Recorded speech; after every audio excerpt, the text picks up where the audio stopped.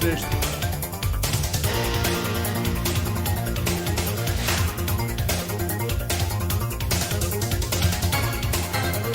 Você está sintonizado na Folha FM 98,3, Campos dos Goytacazes. Começa agora o Folha do Ar, primeira edição.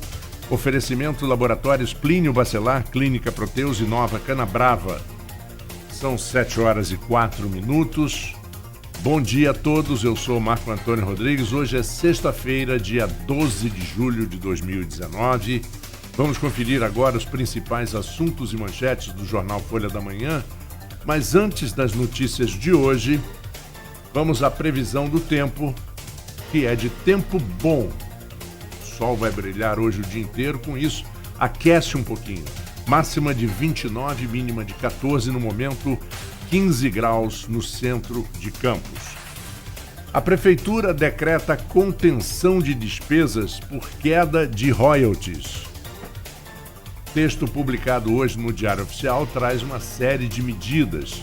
Receita por exploração de petróleo caiu 60 milhões de reais. O prefeito fala em muito cuidado com dinheiro público. Em reflexo ao caso da professora Regiane, mulheres vão às ruas contra feminicídio. Na Avenida Tenente Coronel Cardoso, Formosa, uma mulher é atropelada e o carro invade um restaurante. Até o cachorro saiu ferido. Motoristas de vans fizeram manifestações contra novo modelo de transporte. No esporte, o Roxinho, fora da Copa Rio, agora o foco total é na segundona. Os ouvintes podem nos acompanhar pela página do Facebook, no YouTube também, Folha FM 98,3 Campos dos Goytacazes, pelo nosso site www.folhafm98.com.br, pelo aplicativo de Android ou iOS e pelo site radios.com.br.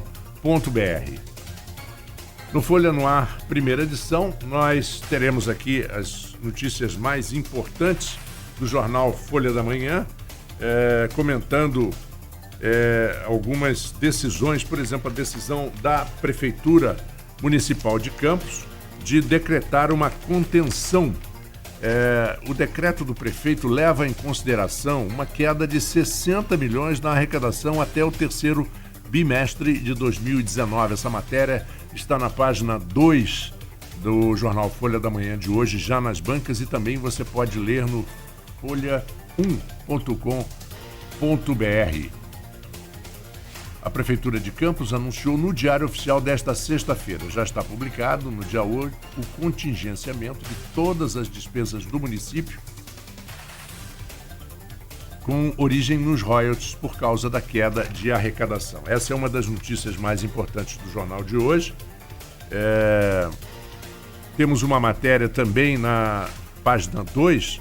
Deputados da região analisam a reforma da Previdência. Um dia após a aprovação do texto base da reforma da Previdência na Câmara Federal, os deputados federais eleitos pelo Norte Fluminense se repercutiram os ecos da votação, que tiveram posicionamentos divergentes, enquanto os irmãos Clarissa e Vladimir Garotinho foram contrários. Cristino Áureo e Felício Laterça estiveram no grupo dos favoráveis e votaram pela aprovação. A Alerj define agenda contra desemprego. Essa matéria, com título de Mãos à Obra e Ações de Combate, estabelecer uma governança para a agenda de ações comuns entre as instituições que compõem o Fórum de Desenvolvimento. Portanto, essas são manchetes da primeira parte do jornal Folha da Manhã. Temos também a parte de esporte do jornal, que fala sobre, no caso da equipe do Roxinho, que já está desclassificada da Copa Rio e que agora vai ter o foco total para a Série B. Após a desclassificação na Copa Rio, o técnico quer o Campos concentrado na segundona. Temos a coluna do Arnaldo Garcia falando sobre o esporte, e no caderno, no Folha 2, Grupo Grito estreia hoje no Teatro de Bolso. Para quem curte teatro, espetáculo Alguém Acaba de Morrer Lá Fora também terá sessões amanhã e domingo. E começa hoje, na sexta-feira, a temporada do espetáculo Alguém Acaba de Morrer Lá Fora, do dramaturgo Jô Bilac, no Teatro de Bolso Procópio Ferreira. A montagem é uma tragicomédia marcando o surgimento do grupo independente de teatro Grito. Estão marcadas apresentações para hoje, amanhã e domingo, sempre às 20 horas. Os ingressos custam R$20 a inteira, 10 a meia, e a peça, que faz uma crítica à superficialidade das relações humanas, tem classificação de 12 anos. O apoio é da Fundação Cultural Jornalista Oswaldo Lima. Vale a pena, então, você acompanhar e prestigiar esse Grupo Grito. Nós vamos agora, são 7 horas e 10 minutos, nós faremos agora um pequeno intervalo e daqui a pouquinho, quando voltarmos no Folha no Ar, primeira edição, vamos conversar aqui no jornal, no Folha no Ar, com o Hamilton Garcia, cientista político. Daqui a pouquinho, ele é o nosso convidado de hoje. Fique ligado, o Folha no Ar volta daqui a pouco. Chegou o Camarão Select, o primeiro camarão. É um pouco difícil concatenar as ideias, Hamilton,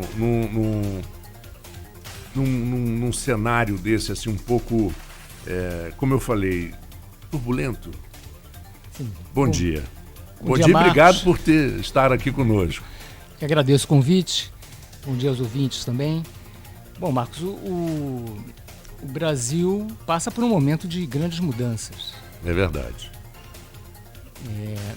E as mudanças são sempre desafiadoras, né? Uhum. Sempre margeiam a incerteza e, às vezes, o caos.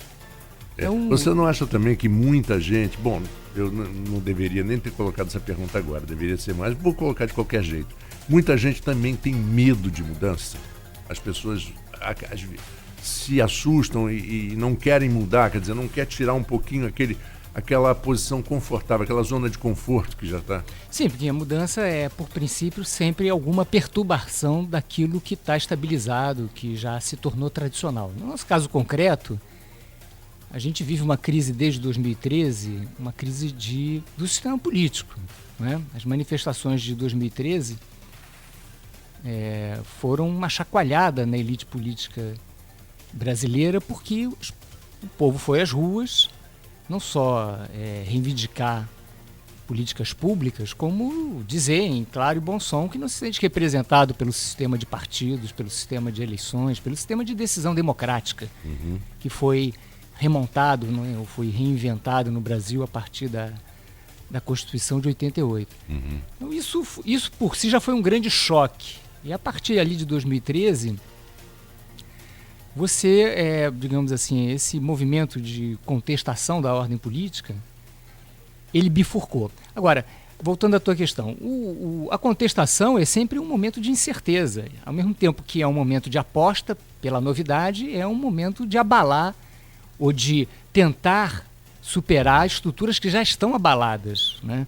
No nosso caso, antes de falar dessa bifurcação do movimento de 2013, que acabou dando na eleição do Bolsonaro, é preciso entender do que se tratava essa digamos, revolução, né? Nós somos um país sem tradição democrática. Temos episódios democráticos, mas não temos uma tradição democrática. Se você for olhar a nossa tradição democrática, desde a República, você vai encontrar vários momentos de distorção, e a distorção basicamente é a seguinte: você tem um sistema semi-representativo, né?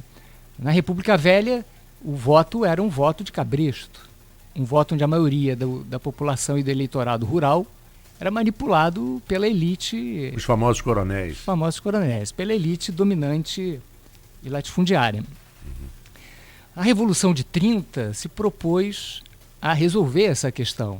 E de fato, entre 30 e 34, até promulgada a Constituição, foi um momento de grande efervescência política, de grande participação política. Mas a crise acabou se resolvendo ali nos anos 30, no episódio da intentona, da famosa intentona comunista de 35. Luiz Carlos Prestes. Exatamente. Ou seja, no caso, por conta de uma visão mesmo política das lideranças de esquerda daquela época, que é o próprio Prestes, que era uma liderança advinda, se tornou uma liderança popular, mas ele é uma liderança advinda das revoltas tenentistas dos anos 20. Consequência, na verdade. Ele é uma consequência. Ele acabou carreando todo esse movimento de contestação, esse movimento de organização social que já se apresentava naquele momento para uma quartelada, para uma revolução a partir das armas e dos quartéis. Isso, digamos assim, interrompeu a trajetória de democratização inaugurada em 30 e abriu o caminho para o golpe do Getúlio em 37 e para a tentativa de golpe dos integralistas em 38. A democracia só foi restabelecida por um outro golpe militar, em 45. Então, a nossa tradição republicana é marcado por esses desencontros entre as lideranças dos movimentos sociais. O golpe de 45 com Dutra, né?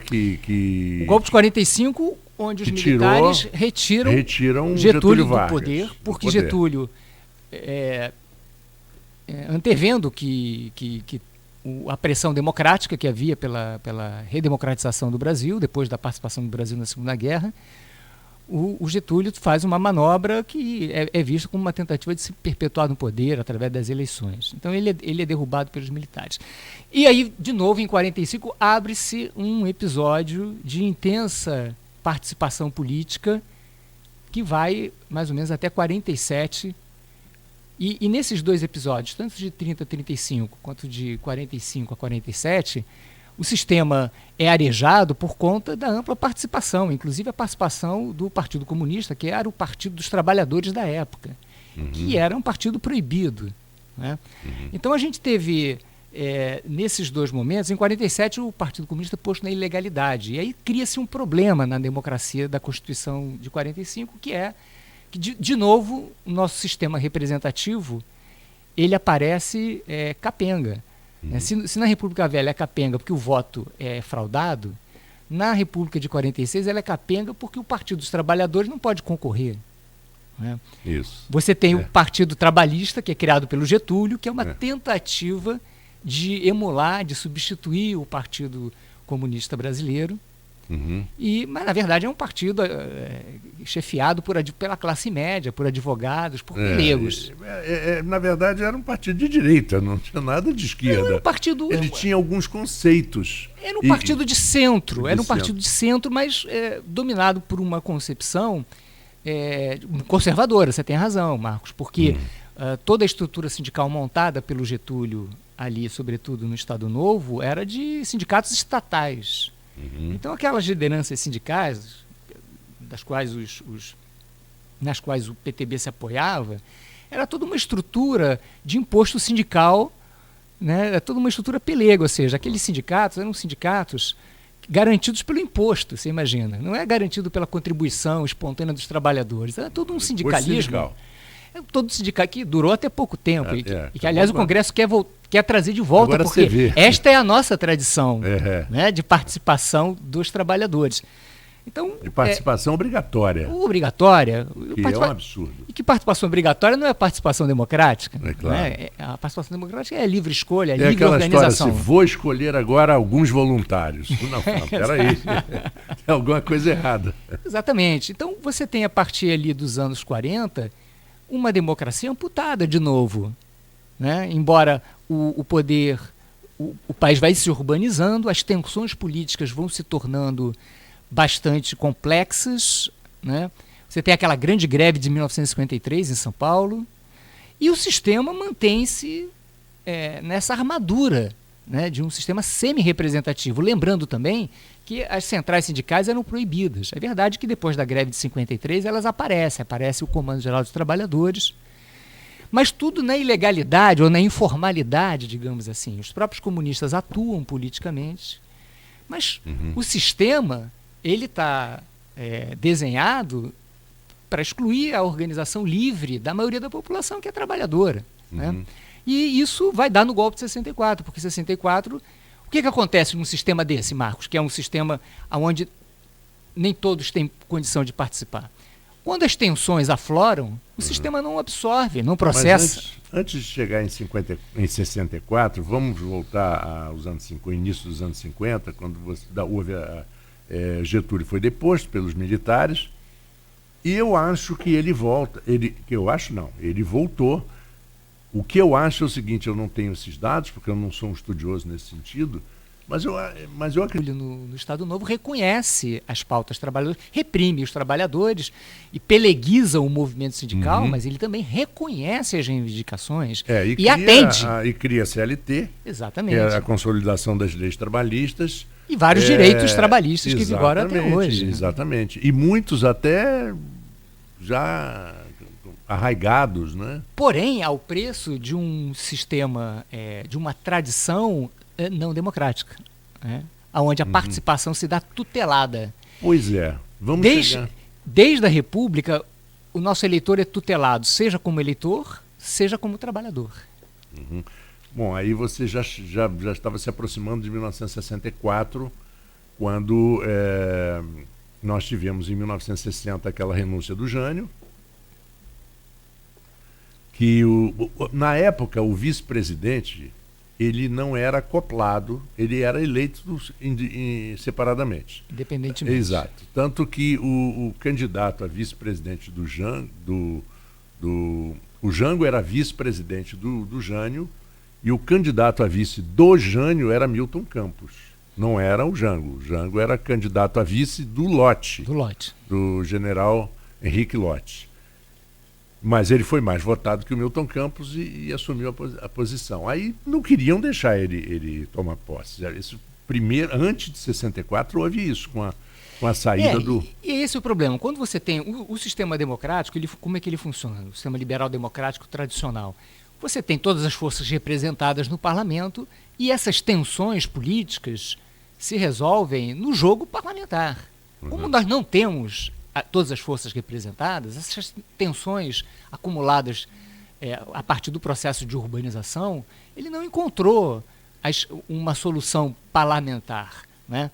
Ainda dentro de um sistema com regras bastante confusas, bastante problemáticas, como essa de você ter um presidente cujo vice ele não comunga das ideias do presidente, né? Então, de um lado, o sistema, para você ter uma ideia, como é que o sistema era incapaz de processar o conflito, o tema da reforma agrária, que está posto desde os anos 40, quer dizer, a rigor a questão da reforma agrária está colocada desde os anos 70 do século XIX, 1870. já era levantada por Joaquim Nabuco e vários outros líderes políticos progressistas do século XIX, mas pensando só na República e no século XX, essa questão atravessou os anos 40, 50 e 60 sem resolução.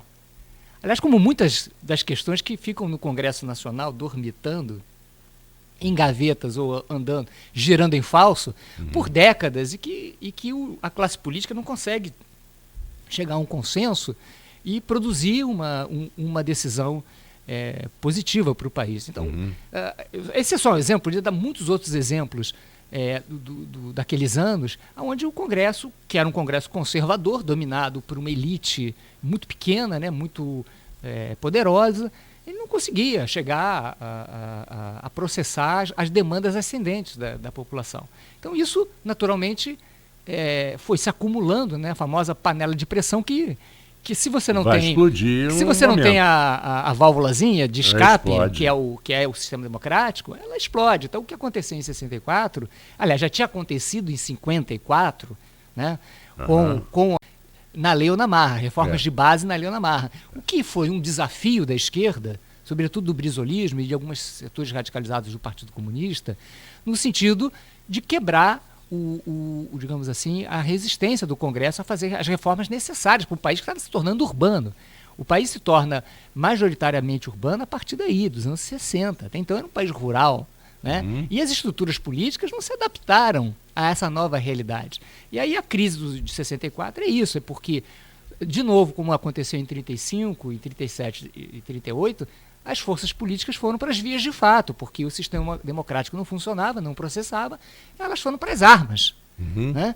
Então, de 64 até até 70, os anos 70, né, com o próprio golpe, depois com a guerrilha, né, você teve ali um enfrentamento armado que derivou desse período ditatorial.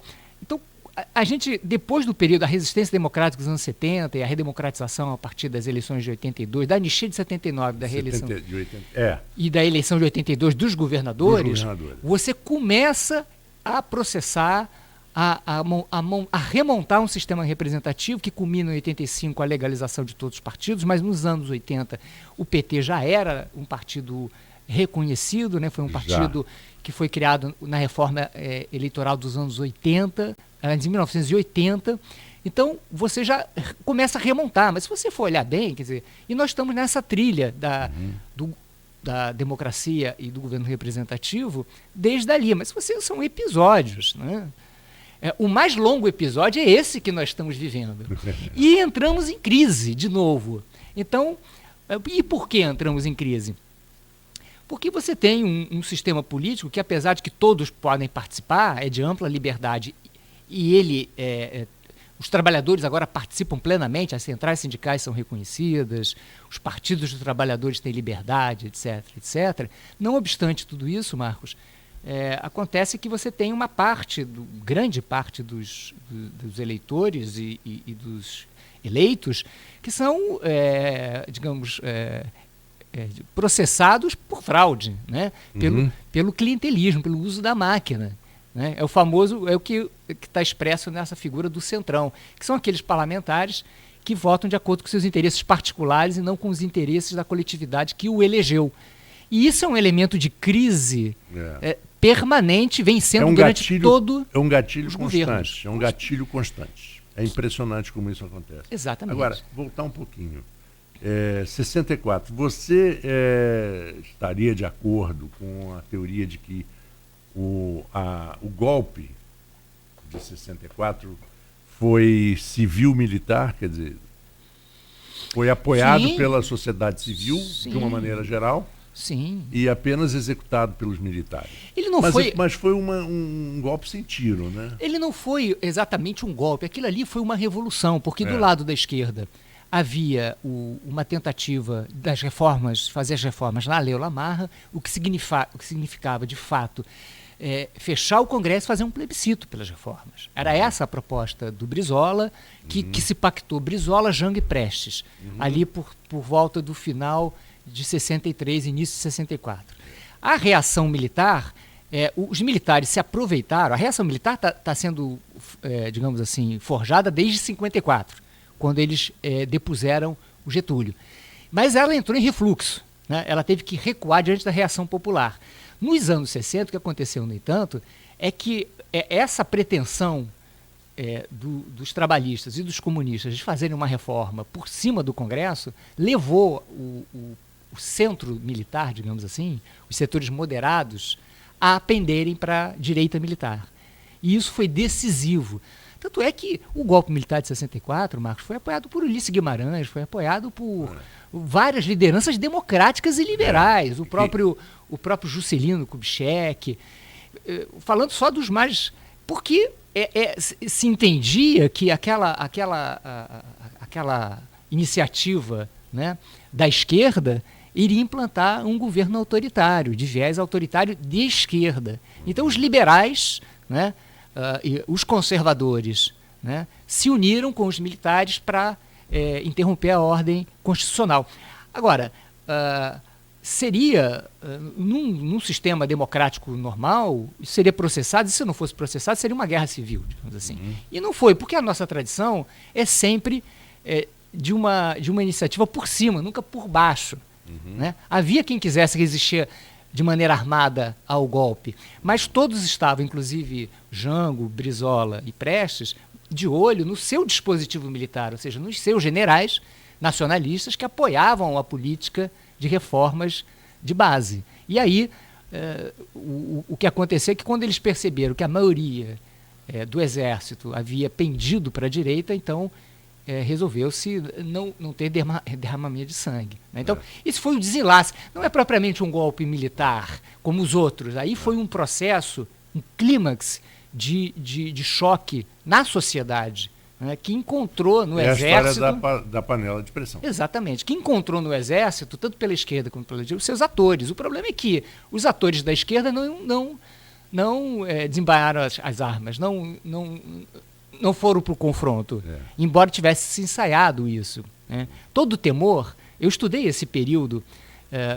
pelo lado dos comunistas, e o temor do Prestes, por exemplo, quando o golpe é dado, é que se os comunistas tomam a iniciativa de resistir com as suas armas, porque eles tinham importantes comandos de aeronaves, de metralhadoras que derrubavam aeronaves, eles tinham armas, eles tinham setores do exército capazes de iniciar. Tanto é que os americanos mandaram uma frota para cá, porque eles imaginavam, e os próprios golpistas imaginavam, que haveria derramamento de sangue, haveria luta. E não houve. Por quê? Porque o cálculo era, se nós tomamos a iniciativa de resistir, nós empurramos os setores centristas para a direita. Né? Mas acabou que os setores centristas já estavam com a direita e a não resistência foi apenas um elemento da desmoralização dos trabalhistas e dos comunistas naquele período. Agora, a ditadura militar mesmo começou em 67 para 68, né? Foi com Hamilton, com o AI-5. Aí sim a coisa começa. Ela foi paulatina, né? Ela foi ali numa... em 67, 68, ela... ela foi num crescendo, né? Eu acho que um momento decisivo foi quando perde a eleição de 65 nos estados e acende a luz vermelha de que você perderia as eleições presidenciais. Então, havia uma desconfiança muito grande em relação às lideranças civis, inclusive aquelas que haviam apoiado o golpe, né? E os militares resolvem tomar o poder em função dessa desconfiança. Cria-se a frente ampla. Porque aí você acaba com os partidos, né, políticos, você acaba com a eleição presidencial, e aí as lideranças, o próprio Lacerda, que era uma liderança da direita, né, ele se volta para os derrotados, se volta para o Jango e se volta para o Juscelino e o próprio Prestes, e eles é que formam a frente ampla. Né, pela redemocratização do Brasil, porque na verdade houve um primeiro golpe contra a esquerda e depois houve um golpe contra a direita civil, né? Houve dois golpes aí, antes de haver o AI-5, né? O AI-5 já é digamos assim, a tomada de poder pelos linhas duras em função da reação abstrusa, né, absurda da esquerda radical no sentido de resistir armada. Aquilo foi uma das piores, só comparável, digamos, ao desastre da escolha política do Prestes em 1935, né? Porque em 1935 você estava ali no nascimento de um grande movimento democrático e o Prestes resolve pegar em armas. E em 68 também você teve aquela grande marcha dos 100 mil, né? Onde você juntou a igreja, a classe média, os sindicatos, a direita, o centro, a esquerda, contra o regime militar, e as lideranças daquele ato resolvem pegar em armas. Então é de uma estupidez política fantástica, né? Muito pouca gente pegou em arma. Então era totalmente ineficiente. Muito pouca gente pegou, mas eram as lideranças que... se você for pegar as lideranças que convocaram aquele ato e que animaram algumas greves operárias, eram essas as lideranças. Então as lideranças se voltaram para as armas e abandonaram a luta legal, a luta civil, né? Isso significa dizer que deixaram a criança sozinha no meio da rua, em meio ao tumulto. Né? É verdade. Isso tanto em 1935, agora você vê, tanto em 1935 quanto ali em 68. Você vê que é uma recorrência da esquerda, né? Como também é uma recorrência da direita, essa visão de estreitamento político, que é a nossa tradição. É uma tradição de pouca democracia pela direita e pela esquerda de revolução de armas. Né?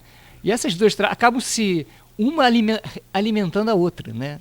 Essa que é a nossa trajetória interessante histórica. Nós estamos chegando já a um intervalo, mas eu vou até colocar para a próxima. De uma certa forma, Hamilton, o Brasil vive há muitos anos entre uma possível ditadura de esquerda e a ditadura de direita, quer dizer, antidemocrático, como você fala, da nossa tradição. Exatamente. não democrático. E eu queria colocar uma pergunta para o próximo bloco. Como você vê, por exemplo, a utilização pelos partidos de esquerda, de direita, de centro, indiscriminadamente da palavra democracia? Toda vez que há uma luta, uma briga, um desentendimento como existe hoje, entre esquerda e direita, aquela radicalização, um acusa o outro de ser antidemocrático, quando, na verdade, todos estão sendo antidemocráticos. Eu queria que você falasse um pouquinho sobre isso, né? Nós lutamos pela democracia. Aí o Gabeira vem e diz assim, nós não queríamos a democracia, a gente queria a ditadura do proletariado. Exatamente. Essa é a verdade. Vamos a um pequeno intervalo, voltamos já já. Este é o Folha no Ar, primeira edição. Oferecimento Laboratórios Plínio Bacelar, Clínica Proteus e Nova Canabrava. A rede de drogarias Leopoldina, hoje com 10... Laboratório Plínio Bacelar, compromisso com a qualidade desde 1942.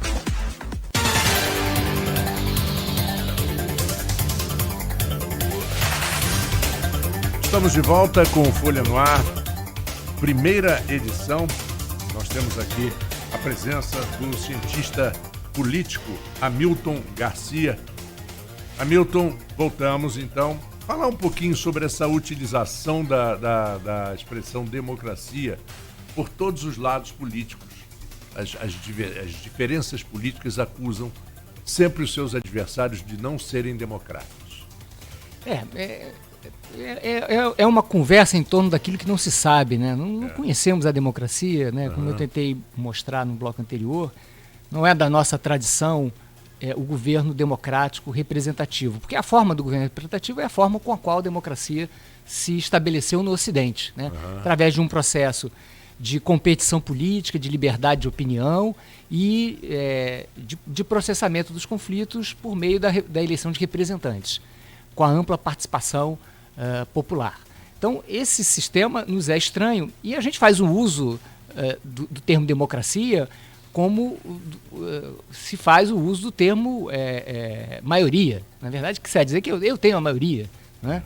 Então, mas só que democracia não é apenas o governo da maioria, né? A democracia representativa, a democracia liberal, que é essa da tradição ocidental, ela não se resume a um governo da maioria. Ela é, na verdade, um sistema que processa o consenso, ou seja, processa decisões políticas majoritárias que, no entanto, também contemplam os interesses minoritários e que é capaz, pelo seu equilíbrio, pela sua capacidade de moderação, pela sua capacidade, enfim, de ponderação em relação aos vários elementos que compõem a complexidade da vida e das políticas públicas, a manter um sistema político estável e uma rotatividade entre os governantes. Então, essa é a tradição que nós não conhecemos. E nós evocamos uma democracia majoritária e absoluta, né? Mas, na verdade, não temos isso, porque desde a primeira eleição mesmo, depois do período militar, foi a de 89, que assumiu o Fernando Collor de Mello, que foi para o segundo turno Lula e o Collor. Desde essa eleição, se você somar ausências, brancos e nulos, quem ganhou no segundo turno não teve a maioria dos votos dos brasileiros. Nem ele, depois nem Fernando Henrique, nem Lula, nem Dilma, né? E nem o Bolsonaro. Nesse sistema democrático liberal, a ideia da representatividade da maioria não é tanto não se define tanto em relação ao voto, Marcos. Ela se define em relação ao consentimento. O nível de abstenção pode ser alto. E numa das maiores democracias do mundo, como os Estados Unidos, ele costuma ser alto. Porque lá não é obrigado, além de tudo. Porque o processo de participação política é voluntário. E o primeiro desafio dos partidos e de todos os grupos é mobilizar o eleitor. Começa na eleição americana com o cara se alistar para votar. Não ganha a eleição dos Estados Unidos, por exemplo, quem tem a maioria dos indivíduos a favor da sua política. Por colégio eleitoral e o número de representantes de cada estado.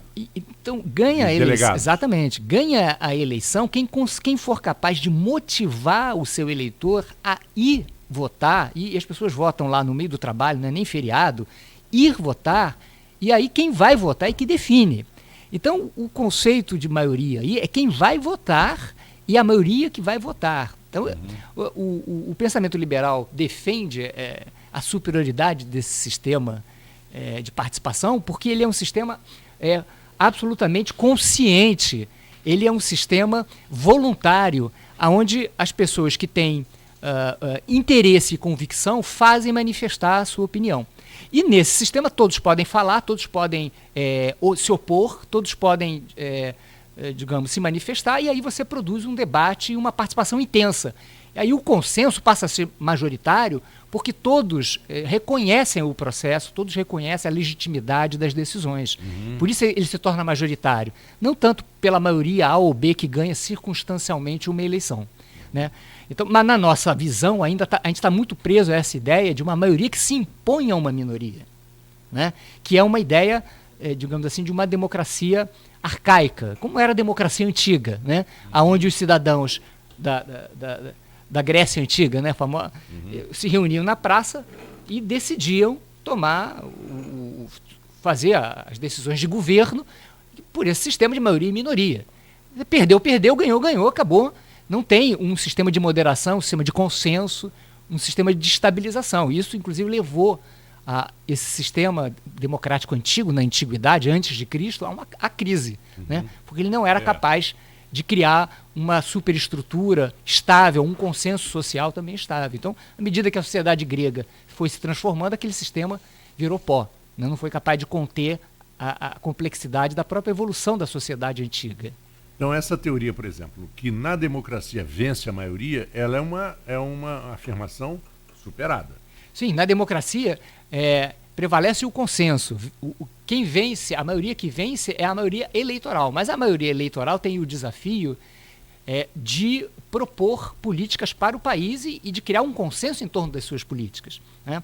Aí voltamos ao problema da nossa crise atual de 2013. Quer dizer, ela se inaugura como uma crise que contesta esse sistema político, porque é um sistema avesso às necessidades sociais, não obstante a participação e a liberdade conquistadas, Marcos. Você tem um Congresso Nacional que ainda é dominado por uma elite política patrimonialista, ou seja, traduzindo, uma elite política que ganha o voto do eleitor usando de corrupção, usando da corrupção dos poderes públicos. Compra de voto. Compra de voto através de vários expedientes. Não é só dinheiro, né? Não é usando as instituições públicas. Exato. E é impressionante, Hamilton, como, principalmente nas cidades menores, cidades do interior, no Brasil, como a população ela se envolve numa eleição e ela cobra, por exemplo, benefícios pessoais através dos governos eleitos, que eles acham que ajudaram a eleger. Porque é uma população que foi educada nesta tradição. Exatamente, né? Ela não sabe o que é. A tradição, o que ficou na nossa cultura política é manda quem pode, obedece quem tem juízo. É claro que isso se transformou hoje numa outra coisa, que é manda quem pode, obedece quem consegue alguma coisa em troca. Certo? Então você tem todo um sistema, é só você conversar com os vereadores, quer dizer, um vereador, um deputado, tem mais chance de se reeleger se ele der alguma coisa para o seu eleitor. Se ele der uma sinecura, uma prebenda. Se tiver um carguinho público, um cheque cidadão. E você vê, mesmo no caso de Campos, na eleição de 2016, quando o eleitorado campista resolve romper com isso, como é que ele rompe? Ele aceita o cheque cidadão, vota na bancada que é a contrapartida do cheque cidadão, foram 11 implicados no processo, né? Mas não aceita o prefeito, que era a expressão desse sistema corrupto. Mas você vê que, quer dizer, rompeu com um lado, mas fez o jogo do outro. Mas a política local, nós vamos voltar no terceiro segmento. Sim. Bom, de qualquer forma, qual para você seria a atual? Porque tudo na vida se atualiza, não tem como, né? Você tá usando um tecido que hoje em dia é diferente do mesmo tecido do nome. Por exemplo, você está usando um blazer de linho. O linho de hoje é diferente do linho de 40 anos atrás. A forma de fabricação, a tecnologia. Quer dizer, não tem nada que permaneça. Tudo está em movimento. Tudo está em movimento. Qual seria, na sua concepção, a melhor ou a mais atual definição de democracia? independente se você comunga com ela ou não, mas qual seria a definição de uma democracia que se encaixa dentro dos tempos atuais? Olha, não se inventou uma democracia melhor que a democracia liberal, essa baseada nos partidos e no sistema parlamentar. Ocorre que esse sistema de partidos e de representação, ele também entrou em colapso, onde a democracia ela é muito evoluída e muito ativa nos países capitalistas avançados. Né? E isso se dá porque há uma enorme insatisfação popular, as pessoas estão com um nível de qualificação e de educação muito alto, e essas democracias capitalistas avançadas, as suas economias entraram em relativo colapso, em relativa estagnação. Então isso faz com que as pessoas comecem a cobrar das instituições políticas posturas e políticas em relação à sua vida que elas não estão sendo capazes de entregar. Mesmo assim, em nenhum desses lugares onde você tem um questionamento do sistema democrático e representativo, ali você tem movimentos que queiram romper com a democracia. Né? Se você for olhar pela esquerda, esses movimentos criaram partidos novos, ou seja, eles se apresentaram, seja na Grécia, seja na Espanha, seja na Itália, enfim, eles apresentaram novas formas partidárias. Então eles continuam, apesar de toda a reivindicação de participação direta, eles continuam participando do jogo democrático. Quando você olha para a direita, você vai encontrar essas lideranças da chamada nova direita internacional, em que elas também se colocam como movimentos partidários e que disputam eleições. Quer dizer, não está... Aliás, nós tivemos nesses últimos, no mundo inteiro, uma onda direitista muito forte na Europa, nos Estados Unidos, no Brasil e em vários lugares. O que caracteriza essa onda é um movimento que se chama iliberal, porque eles têm uma forte crítica a esse sistema liberal de representação que, no entanto, como não está sendo capaz de apresentar soluções para a sociedade europeia e norte-americana, eles estão sendo postos em xeque. Mas isso ainda está se dando, Marcos, no âmbito do sistema representativo. Então eu acredito que o sistema representativo tende a se tornar mais participativo, o que não quer dizer que isso o torne, digamos assim, mais estável. Ao contrário, essa participação está se traduzindo numa certa instabilidade, mas isso vai processar algum tipo de mudança estrutural nessa forma de decisão das políticas, né, que vai tornar o sistema representativo mais participativo. Isso pode ser bom, pode ser ruim. Okay? Eu estou falando em termos substantivos, o movimento. E eu acho interessante, é um movimento inevitável. Você perguntou a minha opinião, se eu acho isso bom ou ruim. Eu acho isso interessante, tem promessas nisso. Agora, é um movimento inevitável, em função da crise, em função das mudanças às quais você se referiu. Agora, no nosso caso, nós temos um duplo problema, que é esse da nossa tradição autoritária e das novas mudanças que se apresentam no quadro da crise do sistema representativo. Então é aquele negócio, a gente não resolveu o primeiro lá atrás, agora tem que resolver dois agora ao mesmo tempo. Né? Pois é, e pela missão digna, correta, equilibrada, teoricamente.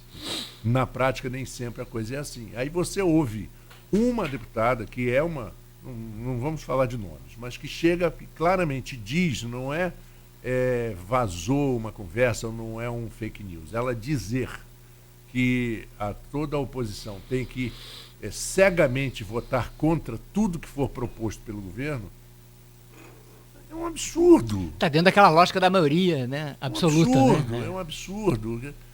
Né? Você, por exemplo, num local de 10 mil pessoas, se 9 mil pessoas são a favor de um ponto, os 1.000 que são contra, eles não podem vencer, mas eles têm que também ter os seus direitos respeitados. Exatamente. Agora, esse problema da maioria parlamentar, de uma orientação e da maioria do governo de outra, não é inédito. Isso aí, na democracia americana, acontece várias vezes. No momento, agora nos Estados Unidos, você tem uma Câmara de Deputados que é opositora ao executivo norte-americano. Agora, isso tudo é possível de ser composto numa democracia madura em função de que você tem essa tradição né, os espaços bem delimitados e os conflitos resolvidos no nível do sistema de partidos e, quando ele não é capaz, no nível do sistema judiciário. Agora, no nosso caso, ela já tem esse problema. Você não tem essa tradição de resolver os conflitos no âmbito do embate, digamos, institucional. A nossa tradição é sempre transbordar, né, o impasse. Por isso eu acho que, nesse momento, esses episódios que a gente teve de impeachment, tanto do Collor quanto da Dilma, quer dizer, o Collor uma liderança de direita, né, de centro-direita, e a Dilma uma liderança de esquerda, em ambos esses episódios ajudam a fortalecer a democracia, exatamente porque o sistema se mostra capaz de processar o conflito e de resolvê-lo de alguma maneira. É claro que sempre vai ter gente descontente, porque você sempre tem situação e oposição. Mas o sistema sobreviveu e foi capaz de resolver e fomos adiante, né? É por isso que eu vejo a eleição do Bolsonaro dentro dessa perspectiva otimista, porque ele foi a expressão que o movimento de 2013 acabou assumindo em termos políticos, né?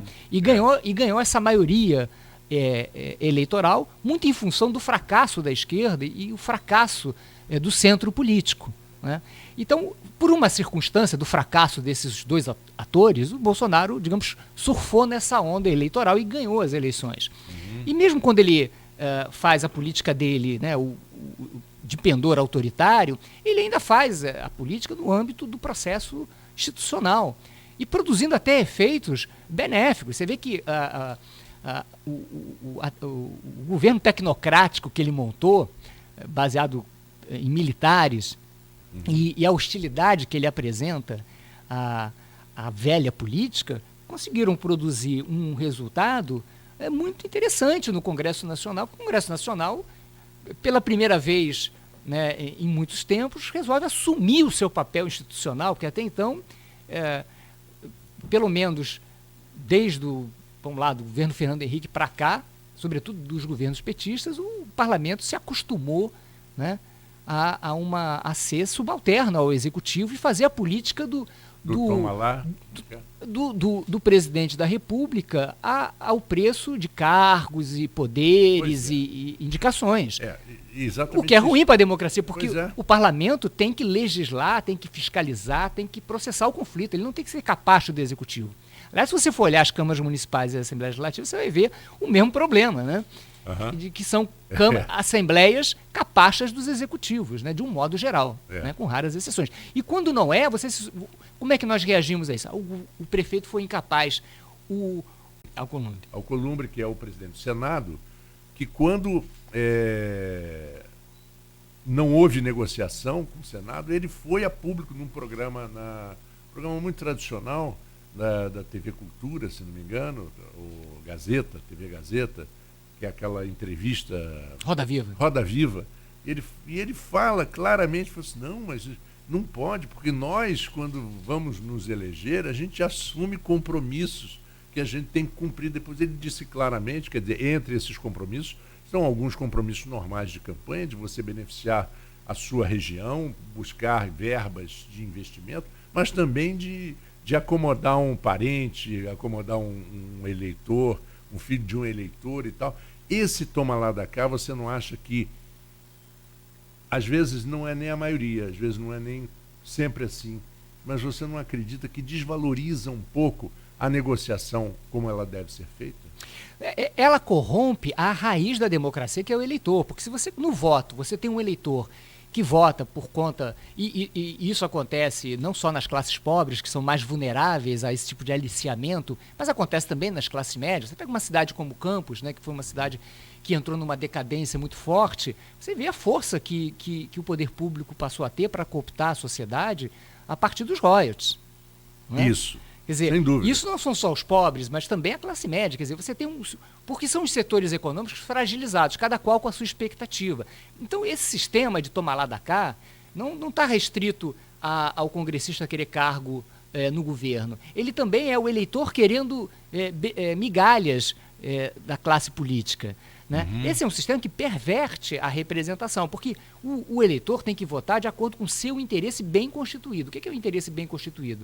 O seu interesse de classe ou de categoria, o seu interesse de comunidade, de bairro. Copa Tax.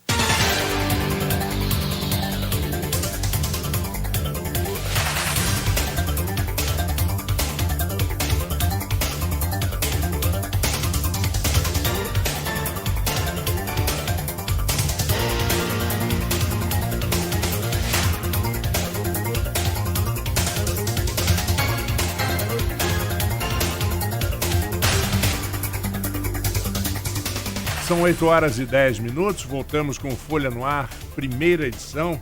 Hoje nós recebemos aqui nos estúdios da Folha FM o cientista político Hamilton Garcia, que conversa conosco. Hamilton, vamos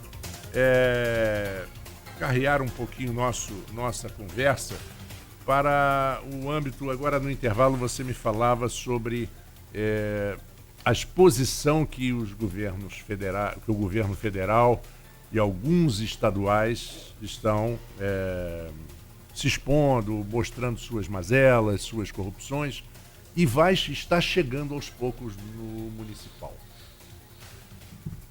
Como que isso acontece? Você estava falando do Ministério Público, o estadual é um pouco diferente do federal. Como você vê isso? Agora, porque a gente vem de mensalão, quer dizer, vem de outros, né? Mas mensalão, sim, depois petrolão, coisas sabidas como o caso de muita tradição, né? Vai ter um no Rio de Janeiro, também não vou dizer o nome, o fulano é sócio. Ele pagou, comprou o título, caríssimo, aquele negócio todo. Quando ele morre, os filhos não têm direito, não herdam aquilo, não. Se você quiser entrar para sócio, você vai ter que apresentar seu nome para ver se você vai ser aprovado, vai ter que comprar o título, porque aquele do seu pai já era. Entendeu? É um mérito seu ser sócio do clube, não é porque quem é uma raridade. Era o mérito do seu pai. Não. Mas no Brasil não. No Brasil, embora existam algumas sociedades que fazem isso, a pessoa herda politicamente baseada em quê? É porque a nossa tradição republicana está toda ela baseada nessa forma de ocupação do Estado através da dominação oligarca rural. O que se dá você botar seu filho para se formar bacharel em direito e ele ocupar cargo público. É assim que a República fez a sua máquina estatal. O Getúlio tentou fazer o DASP e tal, não colou. Até hoje é um desafio para Campos, é um desafio para vários lugares ter uma administração pública profissional. Né? Porque, de um modo geral, tudo é cargo para você satisfazer apetite de cabo eleitoral e eleitor. Né? Então, o problema é que você vem dessa tradição e você não criou um sistema de partido moderno. O que é um sistema de partido moderno? Você cria quadros que não são necessariamente seus parentes, muito ao contrário, que são pessoas capazes de ocupar, de fazer política, porque essa é a função do partido. A função do partido é criar quadros capazes de organizar a população e de manifestar os interesses da população e assumir responsabilidades públicas. Esse que é o famoso sistema de partidos. Como no Brasil esse sistema de partidos sempre foi muito claudicante, né? Os partidos no Império eram de uma pequena entourage e manipuladas pelo imperador, e depois na República eram partidos regionais. A gente só teve partidos nacionais no Brasil a partir de 30, né? E o único partido nacional que a gente teve antes de 30, que foi o Partido Comunista Brasileiro, era ilegal, era proibido. Então você tem uma tradição partidária muito complicada. Só a esquerda criou tradição partidária. Né? A esquerda criou uma tradição partidária. Tanto é que eu me lembro que antes do Lula ser preso, a filha do Lula queria ser deputada. Pegou muito mal no PT. Pegou muito mal, porque na tradição partidária é deputado aquele que tem uma militância em algum setor, que tem algum tipo de talento, que tem, enfim, uma representatividade. Exato. Não o filho do Lula, não a filha do Lula. Mas, fora a esquerda, do centro para a direita, a tradição é toda familista. Mas veja bem, Hamilton, havia, vou reforçar aqui, já que a gente está no último segmento, estou conversando com o cientista político Hamilton Garcia, havia no PT, e a gente viu isso, muito rigor em relação a filhos e pessoas que não tinham uma representatividade política. O PT lutou muito contra isso, né? Exato. E um ex-petista, um dos fundadores do PT, que era aquele Plínio de Arruda Sampaio. Ele dizia o seguinte: o meu medo é o dia que o PT assumir o poder. Aí vai mudar. Porque, por enquanto, a gente elege vereador e deputado. A gente quase não elege governador e presidente, então nem se fala. No dia que a gente eleger, a gente corre esse risco. E ele disse a frase que as pessoas tentam apagar, a história do rato magro. É aquele que nunca conseguiu morder o docinho, está ali, e que de repente começa a morder. Se panturra. Aí ele fala, aí vai haver a corrupção vai, por exemplo, descer do gabinete do ministro para o ascensorista do elevador, que só vai levar você até o último andar se você der aí R$10. Esse é o perigo. Ele dizia isso, Plínio Arruda Sampaio. Exatamente. Então, essa... É claro, a esquerda se corrompeu nesse processo aí de ascensão ao poder, mas essa tradição ainda se mantém, né? Agora, de um modo geral... Muitos quadros do PT são contra muita coisa que está acontecendo e até se sentem envergonhados. E também ainda não se pratica esse tipo de filhotismo, esse tipo de Exatamente, prática de parentela. Agora, os partidos, de um modo geral, no Brasil, a maioria, são, digamos, caudatários desse processo. Então, praticamente uma grande família é um partido. Né? Se você pega, por exemplo, o Garotinho, como é que ele é um partido, ele pode... É uma bancada que pode botar o filho em várias... As agendas são irrelevantes. É o que é mais conveniente em termos eleitorais. Mas ele próprio é um partido dele próprio. Né? E isso acontece com o clã dos Sarney, acontece com o clã do Cabral, e etc, Nossa, etc. Demais. Aí, inclusive, na última eleição, houve uma coisa que me surpreendeu muito, que foi a não eleição desses filhos no Rio de Janeiro. Né, da filha do Eduardo Cunha, da filha do Roberto Jefferson, do Sérgio Cabral. Foi uma coisa que me impressionou muito, porque do Pisciani, isso me impressionou muito, porque mostra a consciência do eleitor naquela eleição. Muitos caciques da política nacional em seus estados também não foram reeleitos. Exatamente. Agora, Campos entra nisso como um certo pioneirismo na eleição de 2016, porque Campos foi a primeira eleição onde se manifestou fortemente, na eleição municipal de 2006, uma contrariedade. 2014 não foi, mas 2014 foi uma certa, né, porque houve uma equalização ali entre o PT e o PSDB, mas foi 2016 que você teve esse fenômeno que foi impressionante aqui em Campos, né, da eleição do Rafael no primeiro turno, derrotando a mais poderosa oligarquia local aqui da região. Desde 1988. Pois é, que desde 1988 foi o primeiro movimento, né? Que aconteceu ali, o Garotinho. Só que aí foi o Garotinho foi o que incorporou essa revolução, mas ele logo, percebendo a fragilidade da sociedade civil, se adaptou ao ethos tradicional. E esse é um problema também que eu acho que se apresenta para o atual prefeito. É se ele vai mais se adaptar ao ethos ou mais transformar o ethos. Esse é um desafio que eu acho que não está bem resolvido. Agora, me parece que o que você verifica aqui na realidade local é uma tentativa, né, de empoderamento do eleitor. Como eu falei, ficou muito claro ali que você rejeitou o pacote corrupto patrimonial do prefeito, mas assumiu na vereança. Né? Há uma certa confusão ainda, mas você encontra na base da sociedade essa vontade de mudança e de institucionalizar novas práticas. A questão é, quem encarna isso? Né? O Bolsonaro encarna isso, ele tem encarnado isso de maneira muito errática, muito problemática. A esquerda, de outro lado, não encarna isso. É incrível. A esquerda vê esse fenômeno e passa ao largo. Né? A questão da esquerda é atacar a Lava Jato, que faz parte desse processo de anseio pela democratização e pela mudança dos nossos costumes. Corruptos. Né? Ela ataca a Lava Jato e apenas faz a defesa da sua maior liderança, que está presa.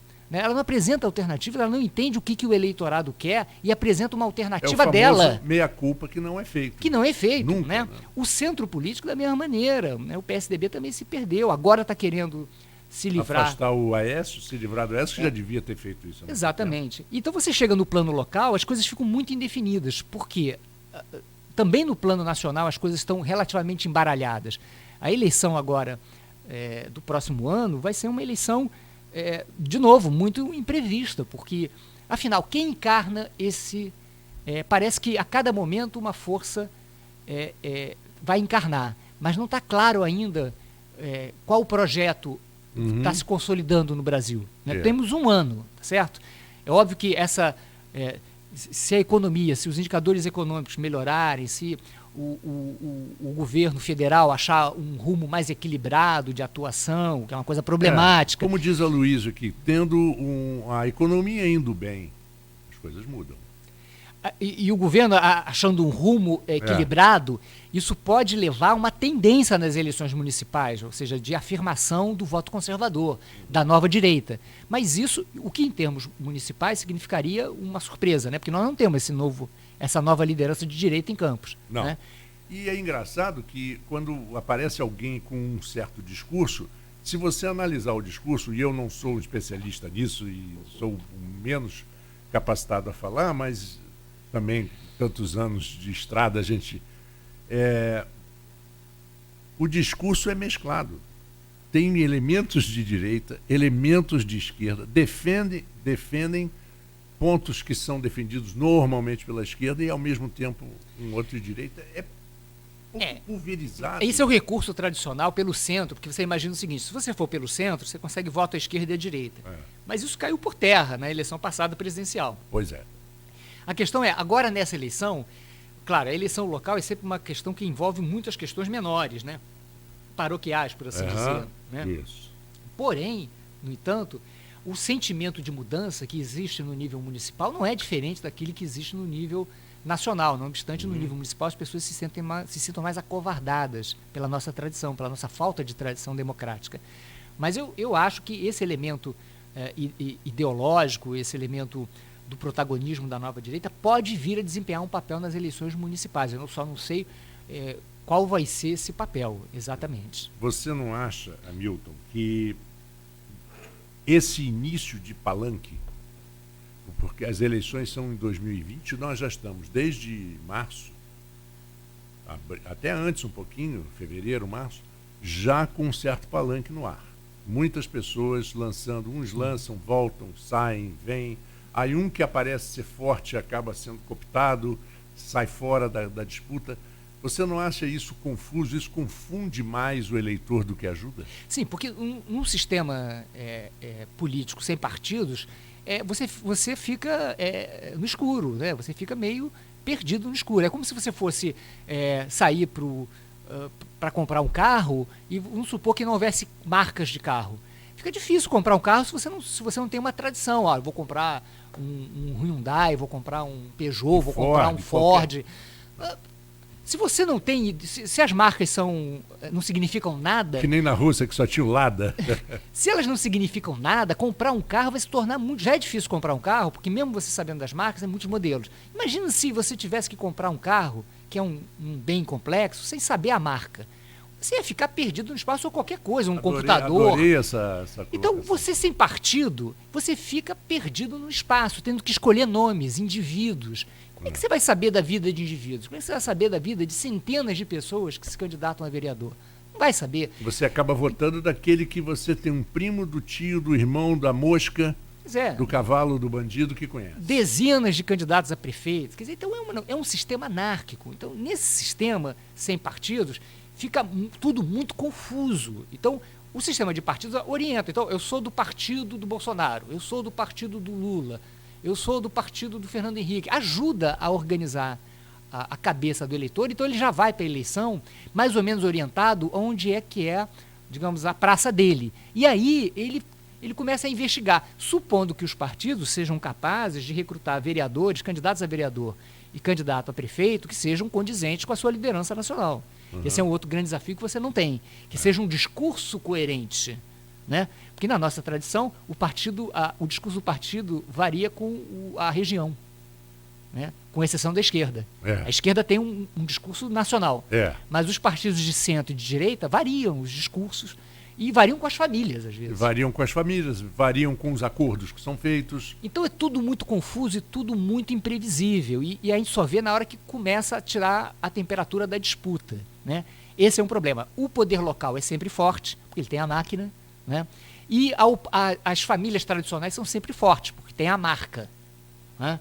Então, você começa desses dois elementos que vão disputar. Agora, tem muita instabilidade nisso, né? E nesse momento em particular, você tem muita possibilidade de surpresa, como houve na eleição de 2018. Quem acreditaria que Bolsonaro ia se eleger presidente? Se você falasse para mim em 2017, eu não acreditaria. Nem ele. Nem ele. Eu comecei a cogitar a partir de 2018, quando eu fui vendo o comportamento das forças políticas, eu comecei a acreditar que era possível. Mesmo assim, possível, mas não provável.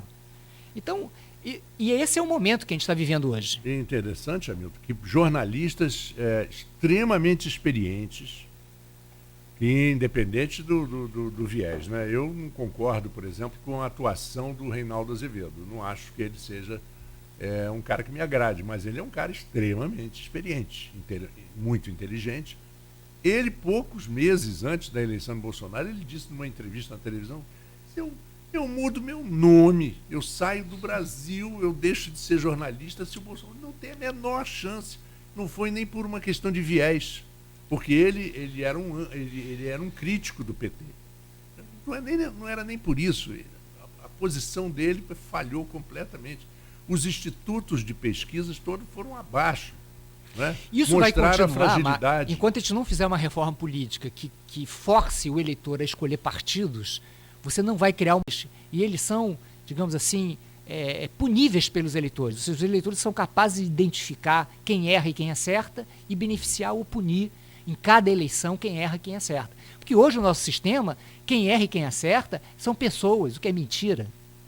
São sempre grupos, mas o sistema te leva a ver pessoas. Eu tiro o Collor, eu tiro a Dilma, eu tiro o filho do vereador tal, do deputado tal, mas na verdade você não pune o partido. O PT foi punido pelo sistema de corrupção, o MDB foi punido, o PP foi punido. O PP foi o único que teve uma multa. Parece que foi o Moro, botou ali uma multa de 1 bilhão. Não sei se vai pagar. Possivelmente vão anistiar. Se tiver que pagar, o Congresso vai anistiar a multa de 1 bilhão. Ou seja, os partidos fazem o que querem, jogam a responsabilidade num indivíduo, num vereador, num deputado, etc. E continua o sistema de aliciamento e de corrupção. Então isso não funciona. Segue o barco. Segue o barco, né? Bom, como nós estamos chegando no final do nosso papo, Hamilton, eu queria que você fizesse uma análise final de agora 2020, nas eleições municipais. Como você vê a polarização? Você acha que interessa aos dois candidatos mais polarizados, que é Vladimir Garotinho e Rafael Diniz, como prefeito atual, candidato à reeleição, polarizarem entre eles? E como você vê a possível chegada de uma terceira via? Bom, sempre... os candidatos de hoje estão se mirando na eleição passada. Então, é óbvio que o candidato da situação, que ganhou dessa oligarquia na eleição passada, alimenta a expectativa de ganhar outra vez, né? Então, claro, a princípio, claro, imagina que a fórmula vai funcionar de novo, né? Então, por outro lado, a oligarquia derrotada quer a forra. Então, existe essa preferência. Quer recuperar o poder. Quer recuperar o poder, identifica fragilidades na prefeitura atual e quer usar essas fragilidades, aliás, já está usando essas fragilidades através de vários canais para tentar a revanche e tentar voltar ao poder. Agora, como eu falei anteriormente, eu acho que o quadro é muito estável. Essa a tendência da polarização está dada, mas eu não descartaria o aparecimento de um terço, a depender de como o quadro nacional consolide essa ideia da nova direita no Brasil. Porque a novidade veio pela nova direita, né? Não veio por uma nova esquerda, um novo centro. Infelizmente, veio só pela nova direita, né? E eu acho que é por aí que pode vir algum candidato que tente interpelar, encarnar esse personagem. Mas, por enquanto, no cenário de hoje, isso está desgastado, porque o governo Bolsonaro ele está numa situação delicada em termos da sua aprovação. Mas exato, a gente ainda tem um ano, né, de rio correndo aí debaixo da ponte, e isso vai ser decisivo, o comportamento do governo e da economia, para colocar em tela ou não a sustentabilidade dessa opção da nova direita nas eleições de 2020. Bom, Hamilton Garcia, um cientista político, conversou conosco hoje. Te agradeço muito pela presença. Obrigado, você chegou bem cedo, quase chegou comigo aqui. Eu que agradeço, Marcos, a gentileza do convite. A Folha FM está à sua disposição. Toda vez é sempre bom ter um papo inteligente e esclarecedor.